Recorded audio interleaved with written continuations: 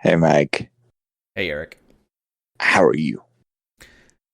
I am swell. I don't care because it's Halloween. It's friggin' Halloween, man. Yes, it is. I mean, really, how are you? I'm good. I really don't care. It's Halloween. It's friggin' Halloween, man. This is without a doubt one of my favorite times of the year. Mm-hmm. We have to get through all the pumpkin scented BS, unfortunately, but I love this time of year. It's the beginning. It's the shot in the air right before all the big holidays happen, except for President's Day, because right. Everyone knows that's the coolest holiday. Indeed. Yeah, I dress up as Thomas Jefferson. But I have always loved Halloween ever since I was a little kid. The whole candy thing. I know we have a lot of listeners overseas, and it's become a bigger holiday outside the U.S. than it used to be, and so we're gonna, on this episode, we're gonna talk about some of the stuff that at least I do to get ready this year and in years past for this holy of evenings. And you definitely do a lot more than I do, that's for sure. Yes, I definitely do. And also we are going to be talking about Ghostbusters, the new Ghostbusters game, Ghostbusters Spirits Unleashed. Thank you. I don't know why I forgot the name of it so far. Yeah, Spirits Unleashed. It's hard to keep track sometimes of the different names of all the different Ghostbuster stuff. So, well, I've also been reading a lot of Ghostbuster comics again, like rereading them and doing a lot of Ghostbuster quote research. Right. That's what I keep telling my wife. It's research, Sarah. Yeah, it's okay. I don't think you need to. I even researched how to make Ecto Kugler at home. So, nice. Yeah, I'm hoping, since we're getting a new Ghostbusters movie and a Netflix animated show within the next year, I'm hoping that we'll get Ecto Cooler back at the local Walmart or something again. But I guess let's go ahead and start this show. Cool. Welcome to the Fathergamer Podcast.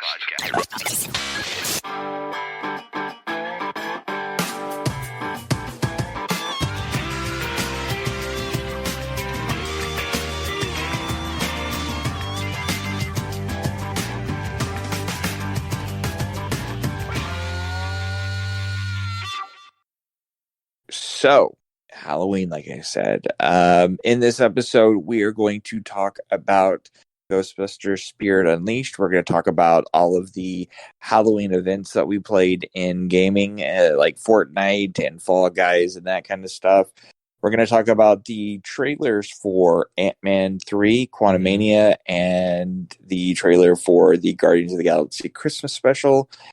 We're also going to go into a little bit about the Halloween prep that I do, and that some of the stuff that I've kind of found this year, and then we'll end things off with a comic review, and that's a pretty good packed episode. So get ready. Cool. So I guess we're going to go ahead and start with our names. Hi, I'm Eric, Fathergamer. This is Mike, Silverhawks, no vowels, which I think for Christmas I'm going to save up and buy you some vowels. I think that's what we'll just get we'll me go some of the SpaghettiOs that have like the alphabet soup in it. Oh yeah, the alphabet. Yeah. What are those just called SpaghettiO? I think they're alphabet soups. Yeah, I think it's actually called that. Yeah, so we'll go ahead and get you some vowels that way, or we'll go down to Prices Right. I'm not Prices Right. Wheel of Fortune. We'll go down to Wheel of Fortune and go ahead and just steal you some vowels. Yeah, they have them laying around. They do. They have a lot of them laying around. Just so I think we're going to go ahead and start with Talk Nerdy to Me. Okay. Talk nerdy to me. Okay, here we go. Love that sexy voice, by the way. That's my wife. I'm just pointing that out. I'm the lucky guy that gets to hear that. Actually, she's more like, stop talking nerdy to me. Can you please stop talking nerdy to me? I should record that one. That's for the end of the show. So anyway, we're going to go ahead and talk about the trailer for the Guardians of the Galaxy Christmas special. Okay. So besides being a mouthful to say, what was your first reaction when you saw it? You did see it, correct? I did watch it. I only saw it the once. I wanted to watch it again, but I kind of forgot. My favorite scene was with Drax and Kevin Bacon. Well, of course. He's like, "You're coming with us." Well, I like the fact that Kevin Bacon is playing Kevin Bacon. Like, exactly, he's playing himself. Yeah. Not only is the whole like 6 degrees of Kevin Bacon thing now completely just like everyone's connected to the MCU now, so he's literally officially cemented himself into the MCU. Well, to everybody like that. You don't talk. I don't know if you know what I'm talking about. The 6 degrees. 6 degrees of Kevin Bacon. Yeah, I know. Yeah. So now officially, everybody in Hollywood is connected to Kevin Bacon in one way or the other. Like, there's no possibility that they aren't now. Exactly. But anyway, the trailer, James Gunn, this is his last hurrah. Not this specifically, but this and the Guardians 3 movie are his last hurrah with the Guardians, and it sounds like with the MCU. Potentially with the MCU, yeah, exactly. Oh no, it's not potential. It's pretty, and we'll talk about that in a minute. But it's pretty much cemented that he's which sucks and a good thing at the same time. Yeah, I think it's a good thing, but we'll talk about that in a minute. We'll talk about the Guardians thing first. So the trailer first, I have to say, it is a bit jarring to see the Guardians walking around like Hollywood Boulevard and just like out in the real world. That is a really weird thing. But if you haven't seen it, listeners, the premise is it is a small little like 45-minute to an hour, almost like an episode of a show special, sort of like the Werewolf by Night thing that just happened that Gunn filmed while he was filming the newest Guardians of the Galaxy movie.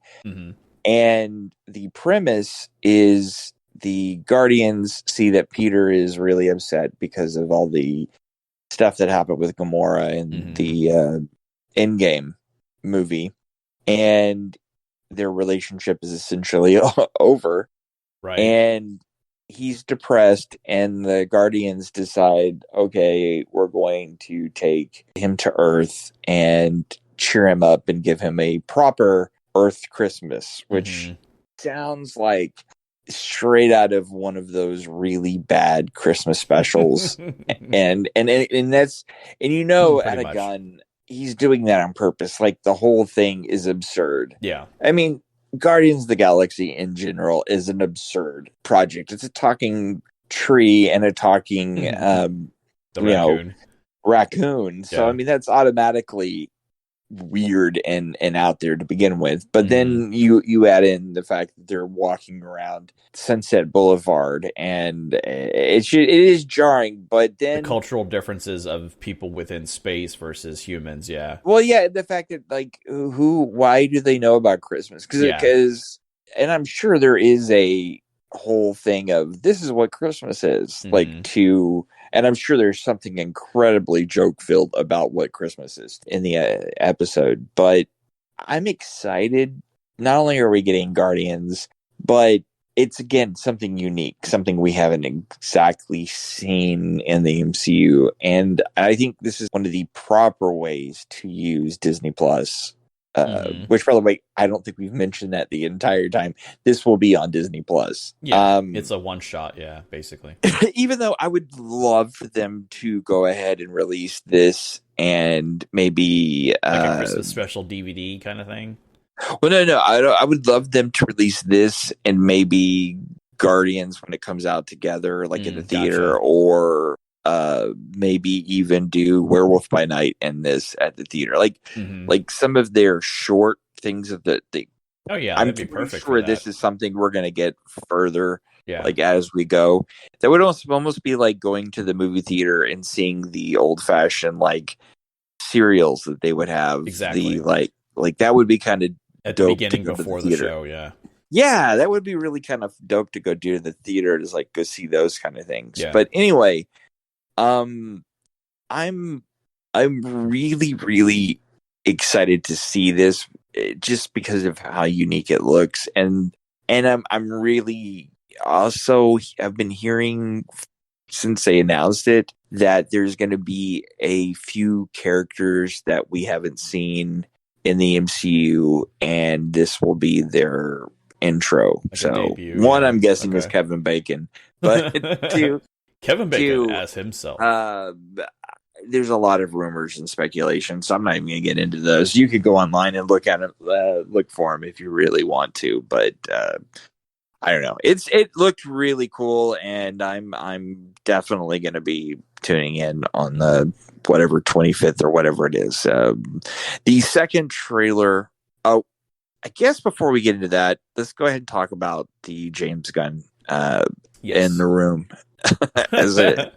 Hey James, how you doing? How you doing? So James Gunn and I can't remember the producer's name. I'll remember it in a minute.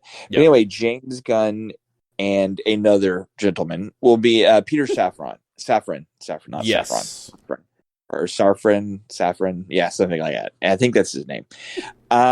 Will be taking over as pretty much their Kevin Feige. The creative head. For DC. Exactly. Which, from what I understand, everybody answers to them except for the Batman people and the Joker people. So basically, everything outside the Joaquin Phoenix Joker. Yeah, the new the Joaquin Phoenix, like the sequel that's coming with Lady Gaga as Harley Quinn and all that. Because I think those fit outside of the overall DCU timeline that is so screwed up that they need their own version of the Snyderverse. But that too. But they need their own version of Doctor Strange to have their own the multiverse of madness thing. Because they need to just fix. I'm guessing the Flashpoint thing could do it. Unfortunately, their Flash needs to change during that Flashpoint. I'm really curious to see what they're going to do moving forward. His version of the Suicide Squad was great. Like, I absolutely enjoyed it, and what he did with Peacemaker. I was gonna say Peacemaker was the other. Peacemaker was amazing. Like, that is probably one of my favorite TV, especially my favorite superhero TV series that we've had at all. Like, it's just it delivers in spades. It's just this great humor and action, and just it's just, and he knows how is good for. Yeah, and he knows how to capture just the right amount of humor. Exactly. And I'm like, is he absolutely perfect in everything he does? Absolutely not. No one is. Right. But I think him being such a fan and one of those people that is willing to go in and dig up characters that DC may not normally want to use or know to use, the fact that I could see a James Gunn Calendar Man, like I could see him do something like that, or make a series out of X, Y, and Z character that we wouldn't have thought about. Like they had originally, when Discovery took over, they canceled one of the first things they canceled that nobody really talked about was the Wonder Twins movie that was in development. And I was just like, Wonder Twins. But if you told me a James Gunn Wonder Twins movie, I'd be like, oh, hey, cool. Like, I can see this working. Like, it's just, he has a sensibility to a certain group of people. Just like people, there's a certain group of people that love the Snyder stuff, and I'm okay with most of it. Like, I'm fine with it. I'm happy that Cavill, it looks like, is coming back as Superman. His Man of Steel hopefully wasn't without a mustache this time. Yeah, well, that was a whole issue, but unto itself. And I am a defender of at least the Snyder cut. Like, I wasn't one of those petition people that was, hardcore about releasing it, but I'm glad they did. Like, I do own a copy of the Snyder cut, and I'm happy that I do. It is a way superior movie, and I enjoy it. I am curious, though, how James and the person, I can't ever say his name, Peter, are going to pick up these pieces, these box of toys that they have been busted and handed down. And I am curious to see what they do. Are they going to do what they did, like, with the Suicide Squad, which he took the existing squad and didn't say, okay, these people never existed. I mean, they had people directly from the last movie back in it again, but it didn't feel like they were exactly the same people. Right. So I am curious how they are going to frame everything, but we'll know more later. I have a stinking suspicion that as soon as Guardians is over, it will be pretty much to the wall of info from Gunn and everybody in charge. I wouldn't be surprised if we don't hear from Peter a lot more at first. Just because, but I did read and see that James Gunn, the very first person that he told that he was taking this position was Kevin Feige. Nice. And so, Feige was like, "That's awesome!" Like he seemed cool with it. So, and the thing is, I don't think any of this would have ever happened if the whole initial firing of James Gunn had never happened. Right. So, Marvel kind of screwed up twice, but it's still we benefit. If it hadn't happened, Suicide Squad wouldn't have happened, and Peacemaker wouldn't have happened. So, anyway, let's move on to the trailer for the Ant-Man Quantumania, Ant-Man 3. So, I am a really big fan of the Ant-Man series.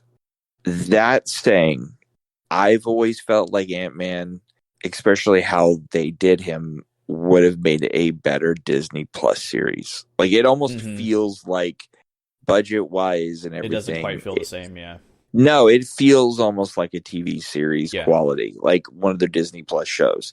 I absolutely love them. I'm still sad that the original director, which we won't get into that, didn't direct it. Certain somebody who directed Shaun of the Dead and movies like that was supposed to direct it, but that didn't happen, and the director did just fine. But it felt like it was, I don't know, if you watch the two movies together, they feel closer to a Disney Plus show than they do a big expensive action movie. That being said, with this movie, it feels completely different. This feels like an Ant-Man movie. This feels like something big and cinematic, and we know this is the beginning, the first time that we're seeing a certain character, a certain villain pop up on the screen. The official one, exactly. Well, I mean, he was on. This is the first time in a movie he's popped up. But they never showed him, though, as the Conqueror in the Loki series. They only showed his other form. Yeah, his other multiverse, the other multiverse person of him. can't remember what they called him, like the one who survived or something like that. Yeah, something like that. But Kang, and I will admit, Kang the Conqueror is a character that I know very little about. I knew more about Thanos than I did Kang, and it's just that it's right in that hole that I have of Marvel knowledge because I was such a DC fanboy growing up, and so part of me is like, I want to go in and read everything I can about this character. And then part of me is like, no, I just kind of want to watch the movies. And then afterwards do what I did with Thanos is like, I had a pretty good understanding of the character and I've read stuff, but I was like, I'm going to hold off and I'm going to wait reading everything about him until after the movies. And since he is the Thanos of the next two phases, I kind of probably will do that. But I do understand how big a character he is.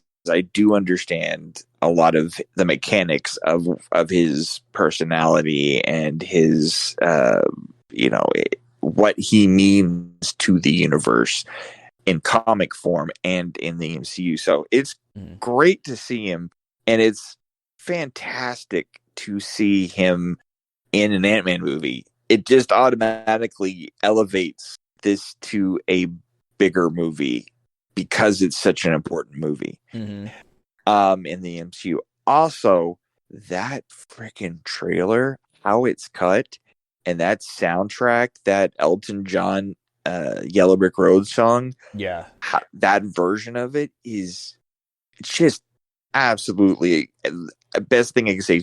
It's a gorgeous trailer and just a great choice, because the movie, if you really watch the trailer, it almost has a parallel to The Wizard of Oz, down to Kang being a really effed up wizard.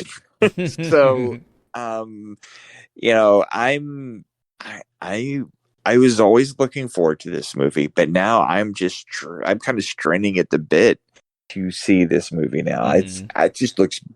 It looks beautiful. Like, it just looks shot. It feels epic, and I'm really happy that they're probably sending Ant-Man off this way, because the only character that's gotten a fourth movie is Thor.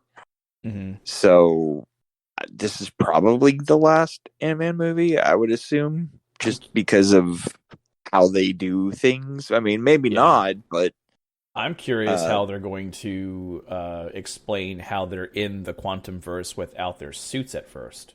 Well, here's the thing. He can literally put a suit in his pocket. Well, yeah. I mean, they have the suits later on, but they were able to breathe as a shrunken person without the suit allowing them to shrink. So they didn't implode it or looks explode. Like they're also transported to some place. Exactly. The device itself didn't transport them. It was the people within it. Yeah. So they probably have it's King. I mean, the dude literally is. There's thousands of him in all of these. Yeah. So all sorts of versions of him. That's your takeaway. My takeaway is like, it was beautiful. And it's great. I get you, buddy. Like, I got you on that one. But I don't know. Ant-Man in general, like, if you went into the entire like logistics of the character and the actual physics and whatnot, a lot. He's definitely one of the characters that makes no sense if you really put it to, like, a guy in a suit that can fly around and shoot things. Okay, Iron Man, I can understand that. Like, even Doctor Strange, I mean, okay, it's magic, but it's kind of this pseudo magic. Okay, I get that. Guy who can shrink down. Okay, well, explain to me, where do all of like the pieces of him go? Where, like, how does everything like like no. How can you compress the atoms? Yeah, like and then why would it look like, I don't know, when he looked like some really fat guy that lost a lot of weight and his skin be all weird afterward. Like, I mean, what happens? And the opposite effect when he becomes Giant Man. How is he not able? How is he not crushing himself with the weight? At bare minimum, he would always look surprised. So that's Ant-Man is one of those characters I just kind of go, okay, and just accept it. Exactly, it's a comic movie. It's a comic, accept it. But I'm stoked to see the movie, and also we are getting the first MCU live action version of MODOK in this as well. So I'm curious. Yeah, MODOK's going to be in this. Why was I thinking MODOK was DC? I don't know why. Okay, I don't know why.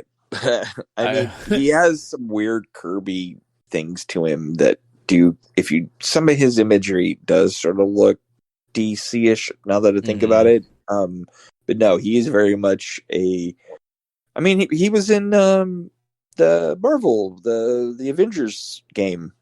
Yeah. He also had a claymation TV series. Oh yeah, no, the stop motion series was great. It was amazing. Patton Oswalt as MODOK. Thank you. I was trying to remember his name. Appreciate it. Yeah, Patton's great. I'm a huge Patton Oswalt fan, so he won me over after the that speech he gave in Parks and Rec, where he went on for like 3 hours, pretty much building the filibuster thing, right? Yeah, like all the different fan stuff together, like that's. And from my understanding, a lot of that was ad-libbed. So, from what I saw too, what I heard. So anyway, I'm looking forward to that. We will definitely, all of that MCU goodness we will talk about and review on the show. Also, when Black Panther comes out, I will be there that first week, and we will definitely talk about Black Panther. The only movie that's come out recently that I haven't gotten to go see yet is Black Adam, and I am definitely leaning towards the I'm excited to see it thing, just because of everything I know about it. I am a fan of the character. I like it when anything DC is at least watchable, and I hear it's above that. So as soon as I get my eyes on that, we'll definitely talk about it. So many mixed reviews on it, though. Well, it's a comic book movie. That's the first problem. Because you're either, and he's also I've never understood. I keep hearing the term with him that he's that gray area. He's an anti-hero, and I'm like, I always thought he was a bad guy. Villain. Like, yeah, I always thought he was a bad guy. Like, I never. Yeah. I mean, he might be. DC has really, unfortunately, made too many of their characters. I mean, Marvel has done it too. They keep making the soft their characters into somewhat good guys, like the anti-heroes. And I'm just like, no, sometimes people can just be bad guys. Exactly. Like, bad guys could be bad guys. And one of the worst people to do that, or one of the worst fandoms to do that, was Star Trek. Star Trek made the Borg into good guys, kind of. And it was like, no. No, Borg are bad. Make them bad. Keep them bad. It's okay. Okay, well, Klingons. But Klingons they've evolved. Are good now. No, wait a minute. You made Klingons good, and okay, stop making all the bad guys good. Like, just sometimes bad guys are bad guys. They've met humans, and they understand the errors of their ways. No, they're bad guys. Hugh can go suck it. Just accept it. No, Hugh can go fall down a freaking Jeffrey. The real bad guys is species 8472. Is that human? No. What is that one? It's the Borg killer. Oh yeah. Okay. Oh my God, we're getting That's into the some true Star Trek villains. talk. Yeah. Yeah, we need to do an entire, like, Star Trek Patreon episode. Yeah. So we'll definitely be doing that. So at some point. But anyway, let's move on to, you know what? We're going to go into what's in your system. Okay. What's in your system? But it's a special what's in your system. This one's a Halloween. What's in your system? So, yeah. I kind of feel like we need sound effects for this entire show now. Yeah, I know, like bats right exactly. here. Or like spooky Halloween! Happy Halloween! Little howling right here. Yeah, exactly. Yeah. I'm saying that to say maybe I can. Hopefully, I'll remember to put it in there. Something together, yeah. Yeah, but anyway, so the first thing we're going to talk about on this Halloween version of What's in Your System is Ghostbusters, Spirits Unleashed. Mm-hmm. So we were lucky enough to get some review copies of the game. So from the awesome people at Ilphonic, and that was awesome. First of all, and okay, let me backtrack a little bit. Mm-hmm. I am a huge Ghostbuster fan. No, you're not. Like, yeah, gargantuan fan. But it's funny. As big a fan as I am, I have found so many fans that are way bigger than even I've thought I could ever be. Right. Through playing this game and getting on Twitter and meeting so many amazing people associated with this game or fans of this game, I have met some people that I feel like may be actual friends now because of it. And it's all because of our admiration and love for this franchise and these, just everything to do with Ghostbusters. So that I just want to start there. Like, I am a fan. I am somebody that is currently building a arsenal, a pack, and doing the whole thing. And I'm even looking for a local chapter of Ghostbuster. There are, in case listeners don't know, there are sort of like the Stormtroopers and a few other fandoms. Even Star Trek has a few. Star Trek, Stormtroopers, which is Star Wars. Yeah. I think even Halo has a group. Yeah, well, I know. Well, like you're saying, like Star Trek, there are groups that refer to themselves as certain ships, and they're basically fan clubs within an area. Well, there is a bunch of fan groups around the world that, in your particular area, if you can find one, they are actually recognized by Ghost Corps, the official watchdogs in the eye in the sky of everything Ghostbusters by Sony and by the actual Ghostbuster group. They'll actually go in and recognize some of these groups. You have to, I'm guessing, pass a test or something. Probably, but they do a lot of charity work, and the only thing the biggest thing that they ask, other than doing the charity stuff, is that you have a costume so that you can go to events and stuff. And so, as somebody who A, loves to do charity stuff, and B, loves Ghostbusters, it's perfect. Plus, I've never done cosplay, and it's something I've always wanted to do, especially for the show. So, I've been working on that. Well, all that aside, we were lucky enough to get some review copies, and we instantly pretty much took those copies and ran as fast as we could and booted up our PS5s and started playing the game. The game itself is basically this. You're a Ghostbuster, or you're a ghost.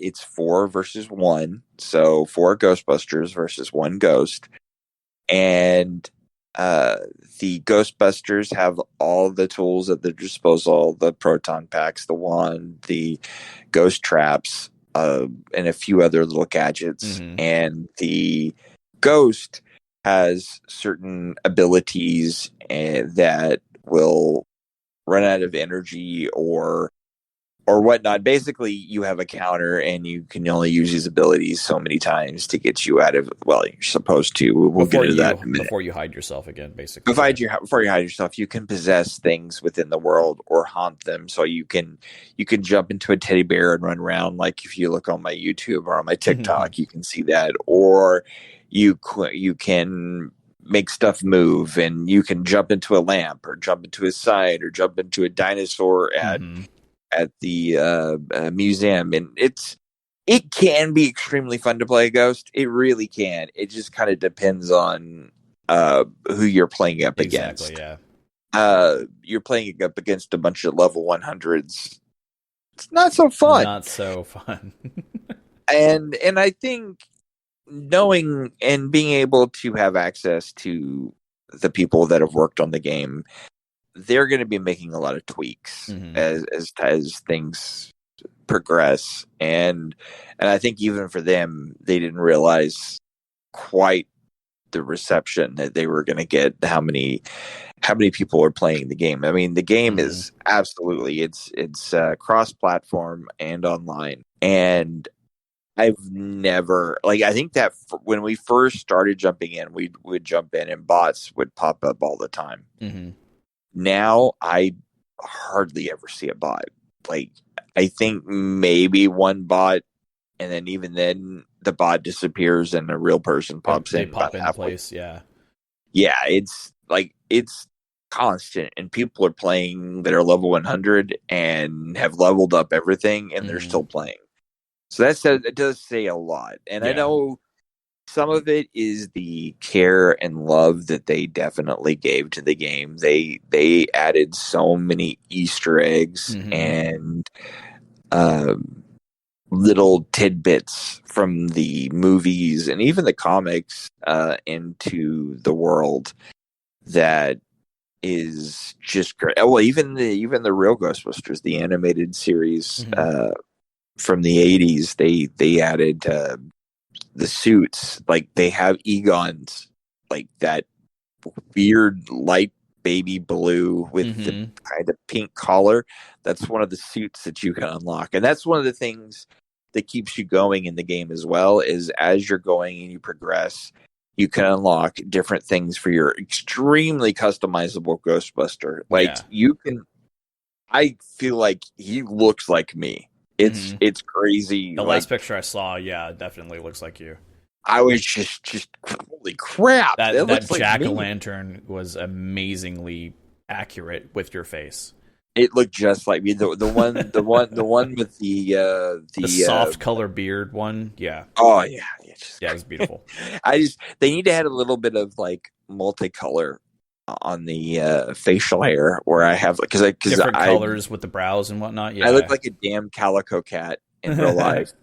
So it's but again though it's really cool. But there are a lot of people that go in and make these terribly grotesque giant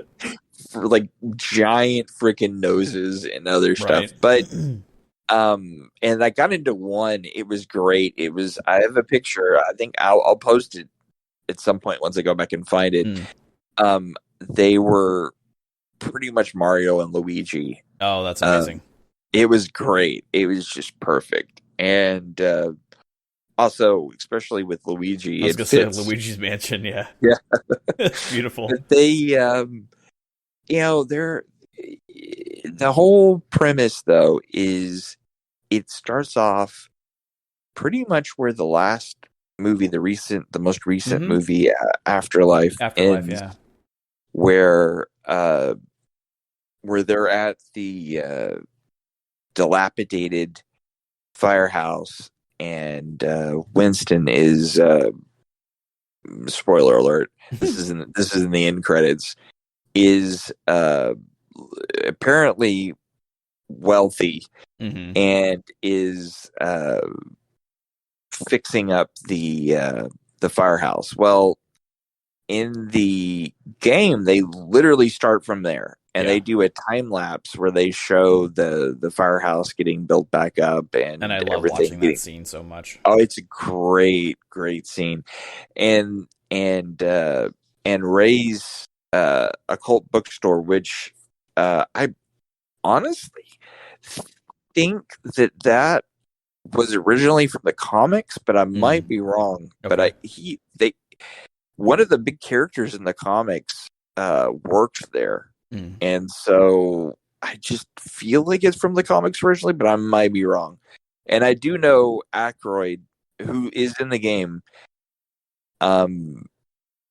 was really closely associated with the comics. Like, he gave the approval for a lot of the stuff that happened. And it makes sense because he's the one that created it in the first place. The Ghostbusters, or co-created.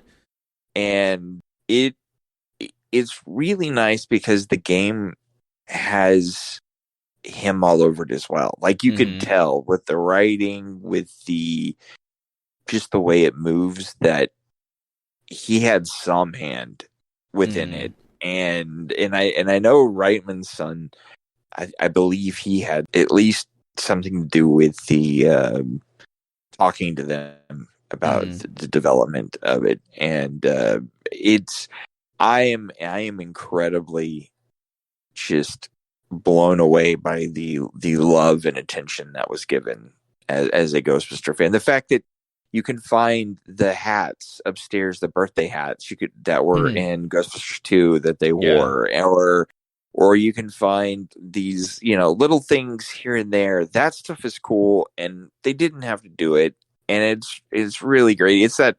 plussing that I always learned about in Disney to do, and they do it in spades. It's definitely a love letter for sure.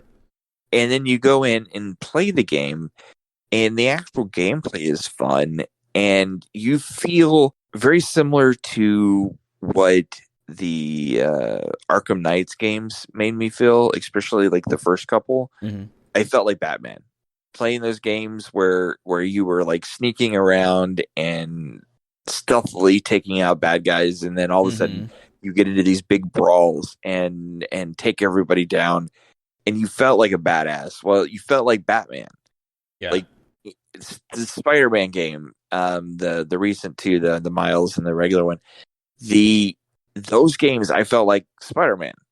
And so when you can create a game that makes me feel like the franchise that I absolutely love, like a Spider-Man or a Batman or Ghostbusters, that is the greatest compliment I can give to something like this, especially since it is not an easy task to get that right, to get a franchised. When we were kids and you heard that they were basing a game after a movie that you loved, you were like, oh, great. It should be interesting. Like, you kind of knew it wasn't probably going to be that great, but you played it because, well, there was nothing else to do with that movie anymore, so you wanted to make sure that you did something with it. And so that always still surprises me when something's good now like that. But when it's this good, when it's this fun, that's even better. And I personally, and we're going to end this review in just a second, but I think this is probably one of my favorite games of the year. It's not necessarily my favorite game of the year, but it's in my top 10. Absolutely. And I would highly recommend this, even if you're not a huge Ghostbuster fan. I would recommend it, especially at the price point. It's like $40. It's actually really cheap. Yeah, it's not a full price game, and it's an amazing game. It's beautiful graphiks. Yeah, it's really, on my PS5. It looks great. The fact that it's cross-platform. Yeah.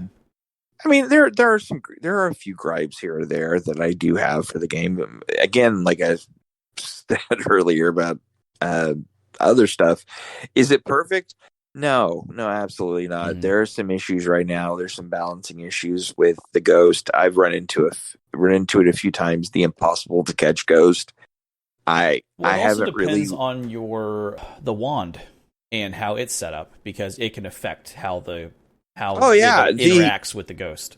That's definitely part of it, and I'm very. It's really nice that there is so much like the customization is really nice, but there definitely needs to be a little bit of a few changes on how you understand the changes in that stuff, like understanding, well, if I change this, exactly what it does, because it says plus or minus, but it doesn't really give you a good understanding of what it's doing. Exactly. But the other problem too is there is apparently a way to cheat as a ghost and not be able to get caught. And I've run into one of those ultra ghosts a few times, and it's incredibly unnerving. It is something that really pissed me off. But then I did realize, in a crack somewhere. Well, the only good thing is it does level up some of your equipment a little faster, because you're constantly breaking tether, and you're holding tether for like a good solid 10 minutes, like cumulative in the game. So, I mean, it gives you credit, but at the same time, which is really on Ilphonic's side, it's really good the fact that they put that in the game, though, where you can, if you're just catching the ghost, you level up. If you're playing the ghost, you're like, the progression has been pretty good. Like, I do feel like maybe it needs to be a little bit faster, but it's been pretty good. The fact that you can do different activities and unlock new hats and other items of clothing is pretty fun. I unlocked, there was one thing you could get if you found so many molds and spores, molds and fungus, you unlocked a special hat, and I love that hat. That hat is great. It has a little mushroom in it, and nice. It has a pen that has a spore, mold, and fungus on it. And now officially I want that pen. Like, Ilphonic, give me that pen. Like, find me somehow that I can get that pen, because I really want it.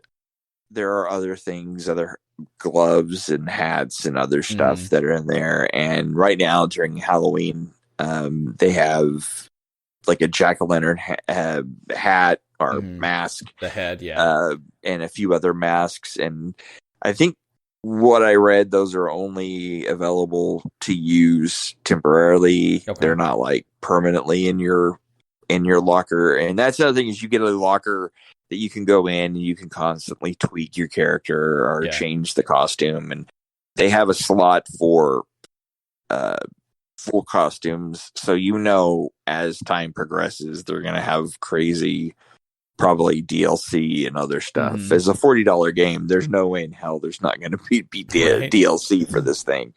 I know I was reading that there's going to be more maps coming, and the maps already are pretty nice. Like, they're pretty detailed, fun places to hide and to find new things, and even find little Easter eggs. And I'm kind of hoping for a few locations that are very iconic, like the hotel. Can't think of the name of it. Sedgwick, I believe, is the name of it. The hotel that Slimer comes from. I would love to see that as one of the locations, even though that was in the last game that came out, the actual Ghostbusters game. Yes. But still an iconic location that would be kind of fun to go to, or the library might be kind of fun, or heck, even the courthouse from Ghostbusters 2. That might be kind of fun. Yeah. So, but in closing, I mean, I'll let you give your last thoughts in just a second. But in closing, from my side, I really do think that if you're a fan of Ghostbusters, it's a no-brainer. Go get it. Just get it now. If you are a fan games that you can play with your friends and just kind of spend some evenings, afternoons, or whatnot, just playing cooperatively together against people. Mm-hmm. This is a fantastic game for that. And I just think anybody that actually gives this much love to something that so many people care about, they deserve your money, and I highly recommend it. That's the best I can give a game, is just my entire recommendation to get. Yeah. For me, I was blown away by the graphics. Yeah. All the audio acting is great, including like the sarcastic tech guy who basically says, like, essentially he says, like, I'm better than you, go F yourself, but not in those words. Yeah. No, he's the guy. He's like the character from SNL, the Move. Exactly. The tech. Yeah. So he doesn't want you in his way at all. There have been a little bit of graphical artifacting in some of the cutscenes where you get a close up of the heads, like when you're talking to Ray in the very first cutscene where you're talking to Ray in the shop, and I saw like my hairline, and then I saw another smaller hairline around it for some reason, which was weird. But other than that, like, I haven't seen very many other issues. I got stuck between two of the bots and the customers, or the patrons of the different areas before. And then before the bot finally moved away and I could get out of the area, like I was wedged in with them. Right. But overall, no real issues per se.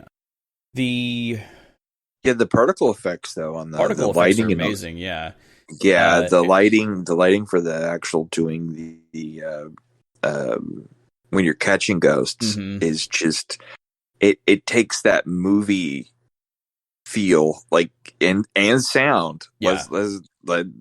They captured all those sounds just perfect. Yeah. But the lighting for like the particle stream and all that kind of stuff is just fantastic. I did notice it is a little bit more difficult for me to see when I'm going to be either a ghost or a human during the prep phase. So it might be better to make a bigger notification. Yeah. So that you can tell for sure that you're going to be one or the other. Because I've gone in thinking I was going to be the human and ended up being the ghost. And I was like, when you're doing the campaign mode, you're going on the mission again so that you can continue the campaign mode, like, basically, like, wait for them to do their final, like a new cutscene, basically. So you go back in on the jobs, and I ended up being the ghost a couple times, which did not advance the cutscenes. So I was like, I don't know.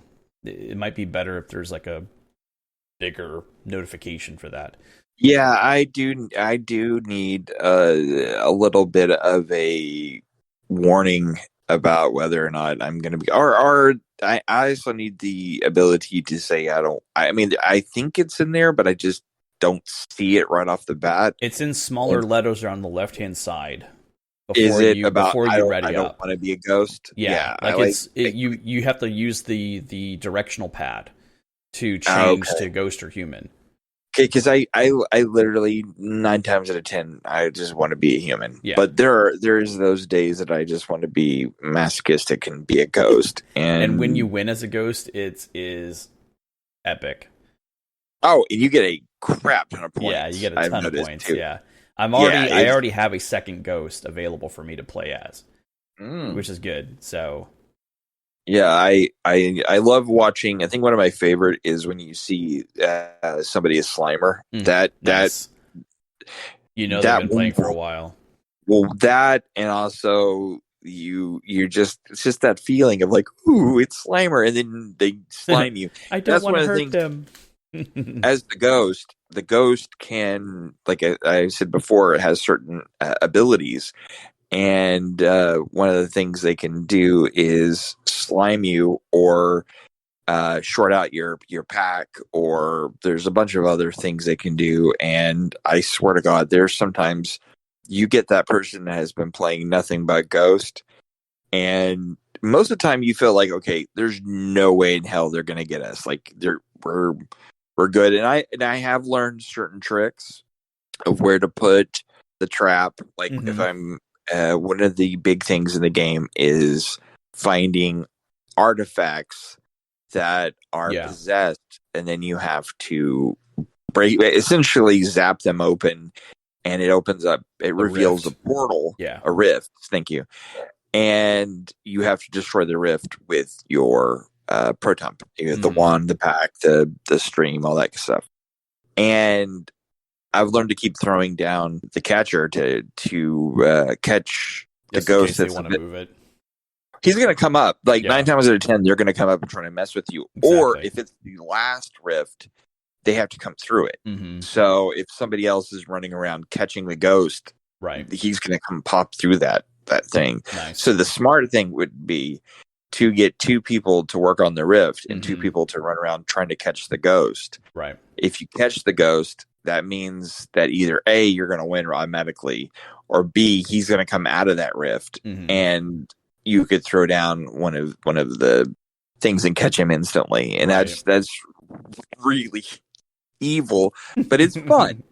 But I think as things progress, they're going to come up with new rules, new ways to do things, and they seem like a team over with that company, Alphonic. They seem like they're really listening to the players. Like they're constantly listening on Twitter to people's reactions, and I'm so far incredibly impressed with this team. So I'm looking forward to the future of this game, and I'm looking forward to what else they have up their sleeve. So. Do we want to give it a rating? I haven't officially, we're coming up with a new rating system for the podcast and for all of us, for the whole thing in general. But I would give it probably a 4 out of 5 if we're going to do it. Okay. But that, because 5 is pretty hard to you have to maybe a 4.5 out of 5. That's what I was thinking, either 4 or 4.5. Yeah, myself. Yeah, it's pretty damn near, especially as a Ghostbuster. But that's the problem. I am a huge Ghostbuster fan, so that point, yeah, 5 is probably that.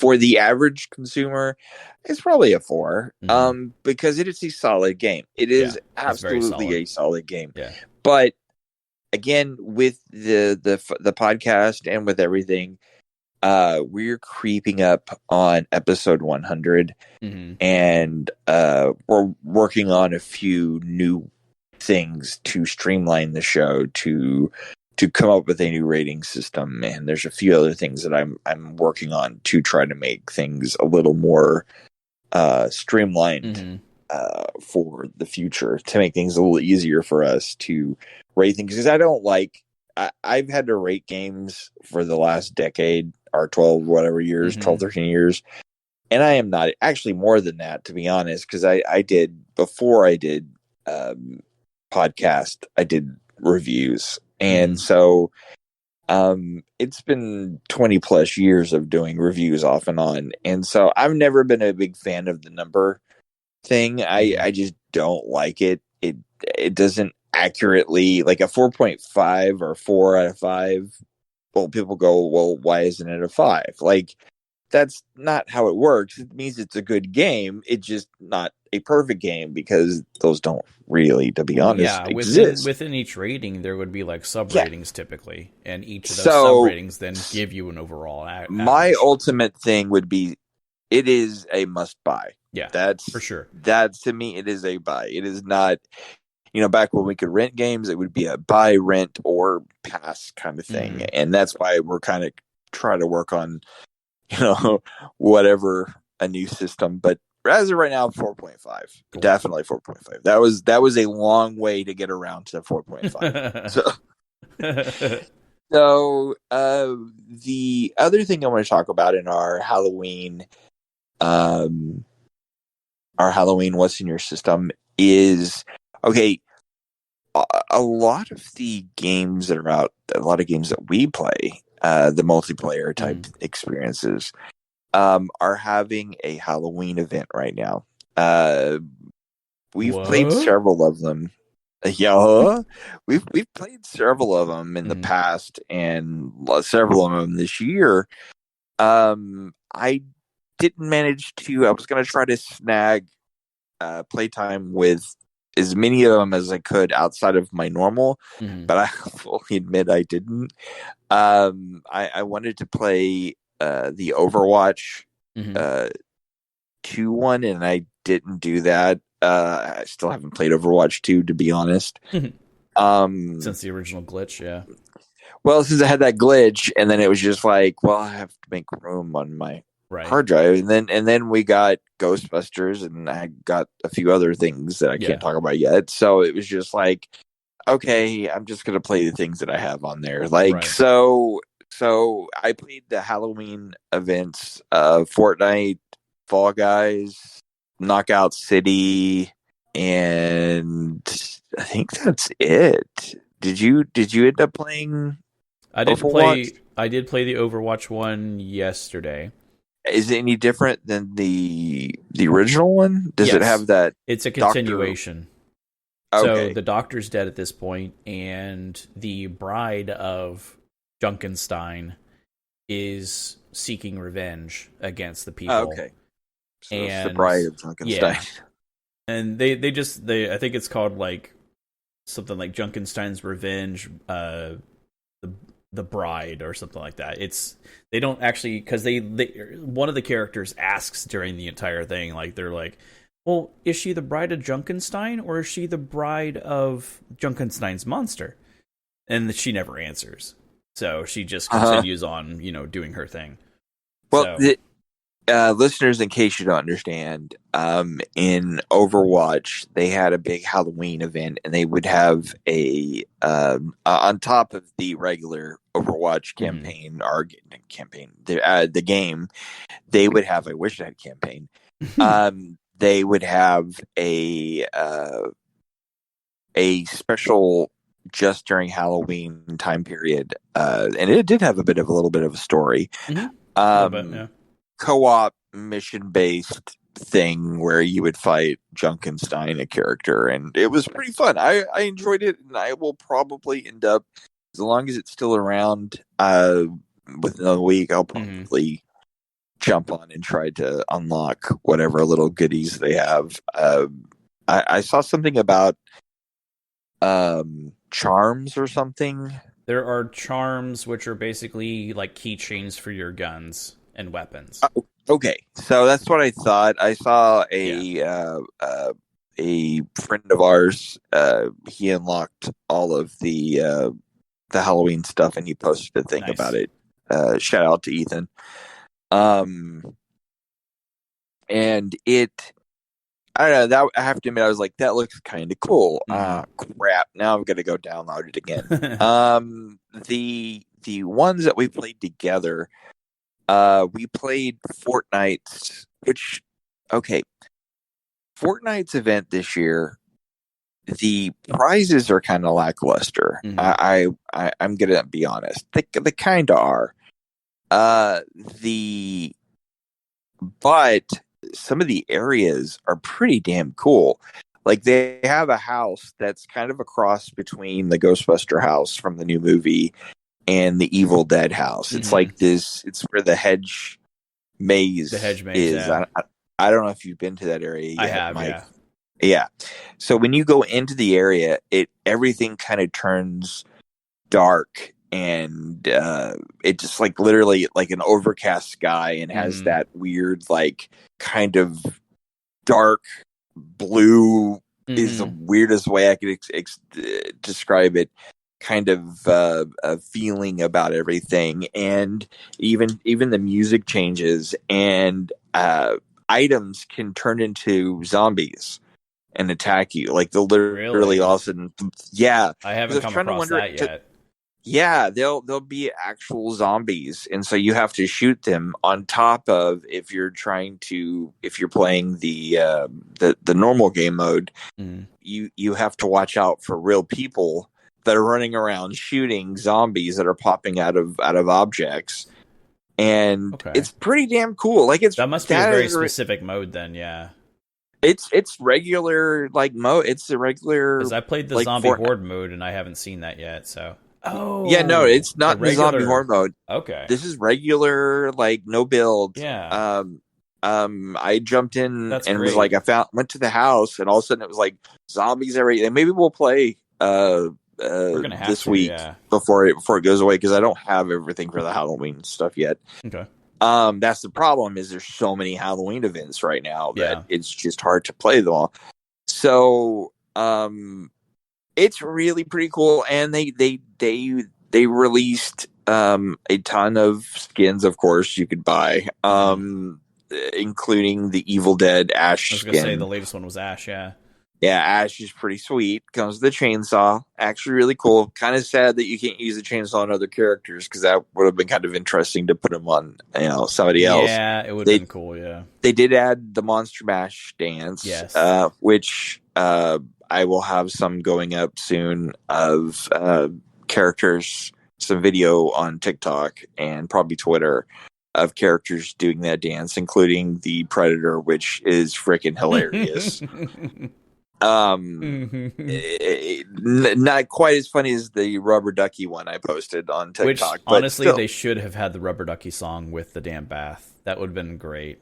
Oh, it's great. It's great. But your edit of that is beautiful. Thank you very much. I was very, very happy. Literally, that's the first thing I thought of was that duck that I have, and so. But the Fortnite one is pretty fun, I will admit. It's just, I feel like the stuff is pretty lackluster, unfortunately. It's just not quite up to the typical Fortnite, some of the freebies you'll get for their events. Especially like the Christmas one. Nothing tops that. But in years past, I feel like they were a little bit better for the Halloween event. Yeah. Now, our first year to play this Halloween event is the Knockout City Halloween stuff, and the unlockable stuff's pretty good. It's not, quite. There's a few things I wish we could get. I wish they had a mask that you could buy, and I kind of wish that it had been one of the unlockable things. But they had stuff like the intros and whatnot, and that game we described it in the last couple of episodes, so I don't think we have to get into that. But the game mode is when you hit people or kill people, they blow up and become candy, and you run around trying to get the candy before they try to hit you again. Their now deceased body is a cannonball coming back down to kill you, which could create one hell of a chain reaction. Yeah, it does. And then next thing you know, you see Mike running around collecting everybody's candy. Yeah. If it's indoors and you have a whole bunch of people, it is chaos, and you have to have at least one person outside that drawer so that you can run in and get all the candy. Which, by the way, your clutch victory, which I posted on Twitter, was fantastic. As you're spawning back in, yeah. But you play with that particular play mode. You have to play as twos, and it's really fun. And as somebody who's become quite the fan of Knockout City, like I said, I came for the turtles and have stayed. Exactly. And I don't think I'm going anywhere. I'm pretty sure I'm going to stick around with that game for a while. I've really gotten to enjoy it. The next one, I don't know if you got to play any of this, was the Fall Guys. I did not. Okay, Fall Guys is one of those games that everybody was playing, and especially at the beginning of the pandemic, and at the time, I just was not in the mood. Like, I don't know what it was. I think I played a lot of Spider-Man and whatnot. Like, I played a lot of like single player games around that time. I think I was more pissed at the world and didn't want to like. I wanted to be with my friends, not play games with my friends. And then we started playing Fortnite a ton, and I just wasn't interested. So last year sometime I got kind of into, especially the when they start doing their events for Fall Guys, and every so often I'll do the season. It's fun. It's a fun game, but it's very similar to the Knockout City candy thing. Their thing is very similar, and I think they did this last year too. You play as trick-or-treaters, or I forgot what the other team's called, but basically one pair is trick-or-treaters, and you're trying to grab the candy and take it to the front of the map and deposit it, and you're pretty much invisible, except for when you move. And then when you move, the person can see you, and if they touch you, you get transported to this jail, essentially, and you can see your other players running around. And throughout the time you have, one of your players can go and jump on this thing in the middle of the map, and it lets everybody out of the jail. Oh, nice. So there's a lot of strategy, but I think it's like 2 minutes, and you try to keep the other people try to keep the team from collecting X amount of candy. And it's actually really fun. The unlockable was actually pretty fun. It was some Halloween themed stuff, and it was pretty easy. It took maybe 2 or 3 hours, and I got most of it. And easy peasy done and fun. And I also got Ghostbuster stuff. Oh, that's right. So so I have Ghostbuster wear there. I have Ghostbuster stuff in Fortnite, and of course in Ghostbusters. So all I need now is in Knockout City, and we're good. That'd be actually kind of cool, yeah. But I really did enjoy the Fall Guys Halloween Halloween event. It's pretty fun, and I do like it when it doesn't make me sit there and play it for like 3-4 days or more. I could get it all done in a little while, and if I decide to keep playing, then I'll come back and play, and I will. And I know there's Christmas stuff coming, so I'll go back to Fall Guys for that. Speaking of Ghostbuster stuff, though, the closest thing in Knockout City that is Ghostbuster E, there is an unlockable goggles that you can get that has this like glowing ring that spins around. It reminds me of Answer the Call, because I have a female character, and so it reminds me of her with her goggles, rather than the Egon goggles. So it's different. But I wouldn't be surprised if there's not some kind of Ghostbuster thing at some point. I would hope so. Yeah.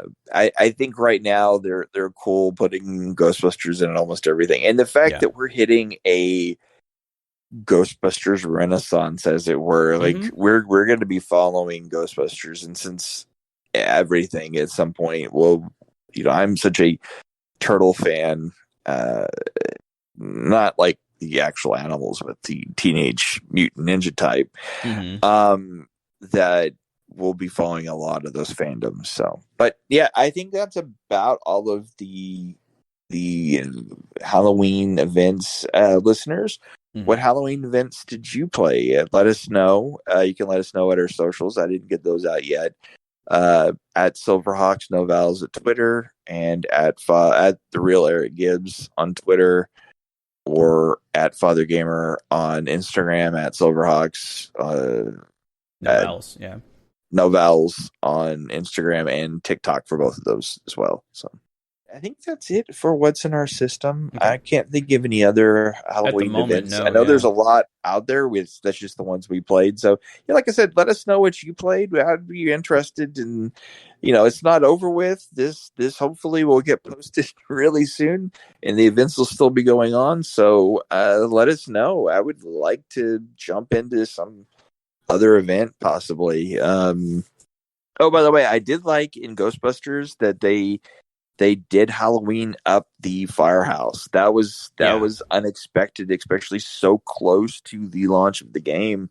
The fact that they did it was pretty dope. Like I was pretty excited to see like walk around and see little cardboard skeletons and jack-o'-lanterns sitting on the chairs and whatnot. Yeah, in the creepy jack-o'-lantern that is on the stove was pretty cool. Yeah. But anyway, that was what's in our system. And to end off this episode, I wanted to talk about some of the things that I was doing to get ready and kind of get in the mood for Halloween. In years past, Halloween was always really special to me and to our family. It was one of those experiences of, pile everybody into the car, get dressed, that kind of thing. But it was also kind of a bonding thing. It was some of the best memories I had of growing up, dressing up as E.T. or Ghostbuster or anything like that. So it was always a happy thing. Yeah. And that like many of us, sometimes that those moments were very hard to find. And so Halloween was always one of them that was really, really special. I even have a bunch of pictures of the, I don't have a ton of pictures of my childhood, but for some reason I have several of them of Halloweens, of one where my dad, painted me up like the Wolfman because I had seen nice.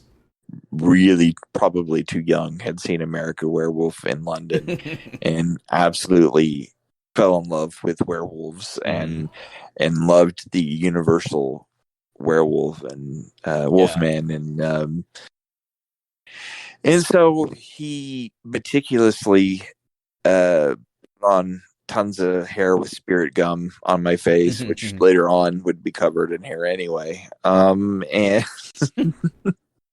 and that is a very treasured memory of my past. So having kids of my own, that was always a really big thing of taking them out and dressing up. And so now that the kids are grown, I kind of have to look for things to do on my own. And so like this year I kind of kept track of all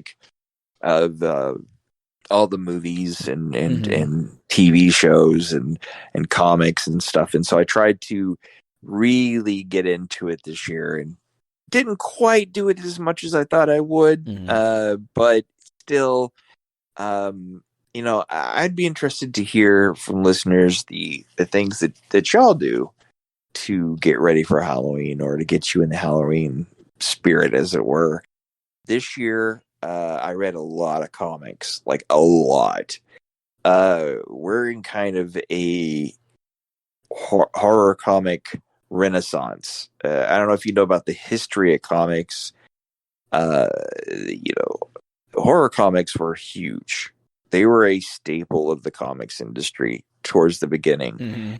And then when the whole backlash against comics came, where the comics are going to turn you into a terrible human being, they're going to make you just a horrible human being, sort of like rock and roll or anything else that ends up where kids like it and automatically adults are going to hate it kind of thing.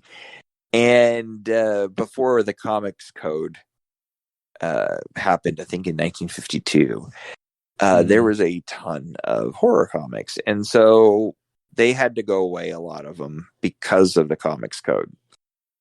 And so now we're hitting in a time period, I think, because we're just like in this movement of all these comic book movies, these tights and capes type of stuff. And I think because of that, the comic book readers went in and said, "Hey, wait, I'm getting enough of that somewhere else. I don't necessarily need that as much. Right. I would kind of like something different." And so I'm seeing a huge flux of these amazing horror comics that are just great.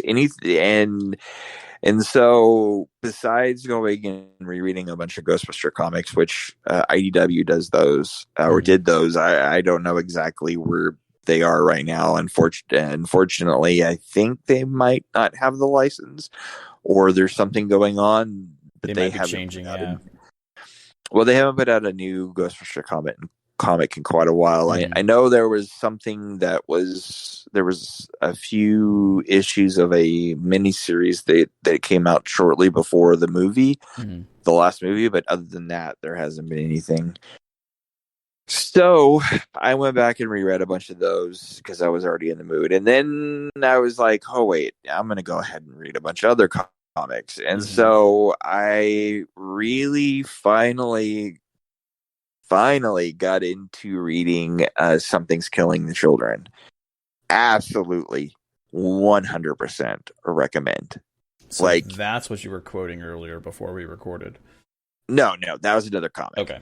That I will be reviewing. Gotcha. At the end of this episode. But Something's Killing the Children has been out for a little while now. They're actually on their spin-off series right now, called The House of Slaughter. Something Killing the Children is a perfect read for Halloween. Absolutely just perfect. It deals with monsters and children, and kids get killed in it. And it's just what? It's gory, but it's very well written, and the art is kind of unique, and it's just something that I'm kicking myself for not being a fan of earlier, like not really getting into it, and now I'm just absolutely a huge fan. And unfortunately, trying to track down an issue number one is, well, no, it's possible, but it's so damn expensive because it's an indie right comic, and it's Boom, I believe, publishes it, but you might be able to get a digital copy. Oh yeah, I that's where I got it, but Comixology helped me out with that. Yeah. But it's so good. It's so good. Like I recommend the Comixology almost just for the ability to read the first 4 volumes of the comic, and it's still going.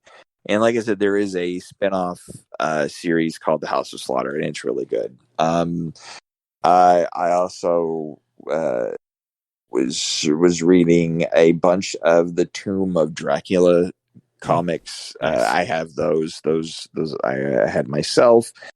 Reading the first time Blade popped up in Marvel. This was a Marvel, the Tomb of Dracula was a Marvel comic. It's I believe in the mid 70s. Really, really good still.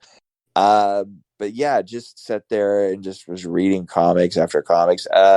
There is a new comic out called Sergeant Rock versus the Army of the Dead, and Bruce Campbell is writing it. Oh, okay, that would make sense. And it's then, one of it's a Black Label.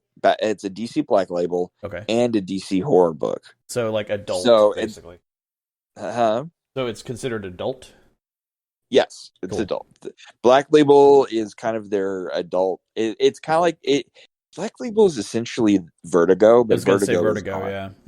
But Vertigo is gone now, and so it was Vertigo was DC's adult label essentially. Yeah, and it's no longer exists. So they have their black label, and but it's a very, very good. When I'm sitting there eating my Count Chocula, I can read me some comics, and the and they're really, blueberry. really good. But yeah, I watched a lot of. Speaking of eating my blueberry and watching a lot of Tim Burton stuff. Anything Tim Burton, pretty much, just screams Halloween. You've got everything from. Actually, here's a question for you. Nightmare Before Christmas. Is it a Halloween movie or is it a Christmas movie? Or can you watch it both Christmas and Halloween? In my opinion, both. Okay, so it is one I can watch twice a year. Yeah. So one of the very few you can. Well, the thing is, I started it, so technically I could finish it because I've seen it so many times. I actually went to the theater when that movie came out. Yeah. So yeah, it is one of the things I did watch in preparation for Halloween. I always watch it. I listen to the soundtrack. I listen to a lot of soundtracks too, and rewatched the Werewolf by Night and listened to his soundtrack. It's just phenomenal. Just a phenomenal movie / special. And but it's kind of cool that there's so much for us to be able to. I watched Evil Dead. Listen to several podcasts that were Halloween influenced. So it's really cool though that we have that ability now, with the internet and with everything that we, some of our little younger listeners take it for granted. We didn't have this stuff growing up. And so it was just, if we wanted Halloween themed things, we either had to make it ourselves or be lucky enough to something to be on TV. And it was on maybe a week before a week before Halloween, if we were lucky. If not Halloween night, nothing was on any earlier than that. None of this 1 month ahead of things. It was just right around that time period. So it's I don't know. Very, very, very happy this year to have all of this stuff. But I would highly recommend, whether it be Halloween or not, I would highly recommend picking up the comics I mentioned. And I will be mentioning a lot more comics, either through the show, occasionally, or through our socials, or through a blog that hopefully we will get up on our website. And I love comics, and the fact that I've had the ability to start rereading comics again has been phenomenal. So we will talk about that. So speaking of comics, I wanted to mention one comic in particular right now. Kind of a little review tack on the end of this episode. There is a comic called Crashing. It's written by Matthew Klein, and it is, the best way I could describe it, it is sort of like a medical procedural mixed with The Boys. Oh, interesting. That's kind of the best way I can describe it. It's not quite either one of those things, but on the outside, that's what it is. Now, internally, this thing runs a lot differently than either one of those things, and I mean that in the best way possible. It's not as predictable as either. And it also deals with things like, in its own way, a lot of political issues, and it even deals heavily with addiction. And the main character in the comic, she has an issue with addiction, and so she's dealing with that while also she's a doctor at a hospital, and she's dealing with a lot of the issues with powered people. Right. Some of it is very similar to X-Men, where there is a stigma to some of the powered people because people fear them. Right. And are they owed the same kind of treatment at a hospital? Can you actually treat them at a hospital? So you're dealing with all of those things. You're dealing with a lot of the issues that you deal with, on a real day-to-day hospital type stuff. But you mix in that stuff, and the main character is fighting her own demons, as it were. Right. And similar to House did, yeah. Very much so. Addicted. And it's very, very well written. Like I am into issue 2. It just started, so you can go and find issue 1 and 2. I unfortunately I don't have a local comic store, so if I want physical copies, I pretty much have to go to eBay, and I found it on eBay pretty easy. Like, it's not hard to find, and I'm pretty sure you probably can still order 1 and 2 through your local comic shop. And it's not. This is one of those comics, though, that you're going to be kicking your ass if you don't pick up. Partially because it's such a good read, and partially because there's no way in hell this thing is not going to be a TV series. There's no way in hell. Like, I'm reading it, and all I'm thinking is, I need to put my hat in there now to try to direct an episode of this thing, because it's so good. It's so good. And I give props to IDW for publishing it, and to Matthew for writing it, and for the rest of the team on that comic. Like, it's phenomenal. It is well crafted, and like I said, it says more in one issue than most comics say an entire year run. I guess I am going to have to get a physical copy, because the Comixology doesn't seem to have it on sale. It doesn't have it. Yeah.